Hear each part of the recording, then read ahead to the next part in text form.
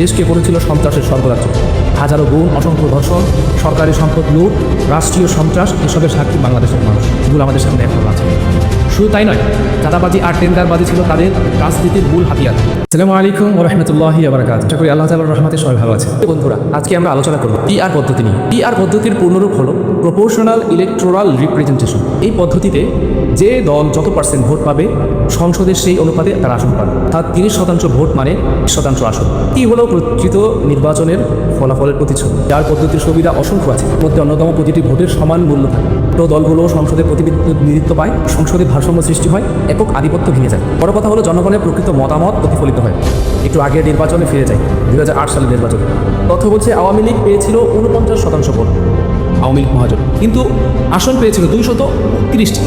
BNP পেয়েছিল 33% vote এবং তারা আসন পেয়েছিল মাত্র 30টি। ভোটে পার্থক্য প্রায় 16%, কিন্তু আসনের পার্থক্য 200টি।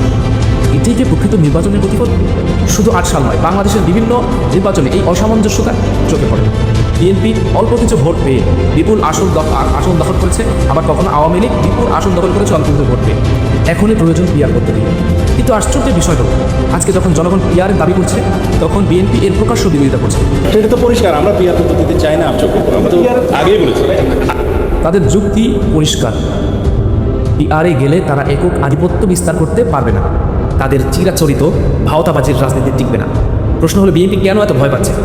কারণ বিএনপির ইতিহাসই হলো চাঁদাবাজি, খুন, ধর্ষণ, দুর্নীতির ইতিহাস। 90-এর দশক থেকে শুরু করে 2001 থেকে 2006 পর্যন্ত বিএনপি দেশকে করেছিল সন্ত্রাসের স্বর্গরাজ্য। হাজারো গুণ, অসংখ্য ধর্ষণ, সরকারি সম্পদ লুট, রাষ্ট্রীয় সন্ত্রাস, এসবের সাক্ষী বাংলাদেশের মানুষ। এগুলো আমাদের সামনে এখন আছে। শুধু তাই নয়, চাঁদাবাজি আর টেন্ডারবাজি ছিল তাদের রাজনীতির মূল হাতিয়ার।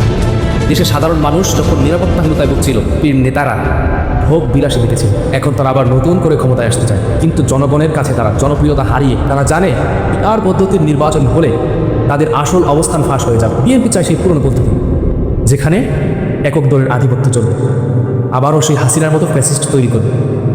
তাই আমরা বলতে চাই, পিআর পদ্ধতির নির্বাচনই একমাত্র বাংলাদেশের বর্তমান ফ্যাসিস্ট যেই ব্যবস্থা, সেই ব্যবস্থাকে ধ্বংস করে দেওয়ার জন্য এই পিআর পদ্ধতির নির্বাচন সবচেয়ে বড় কার্যকর ভূমিকা পালন করবে।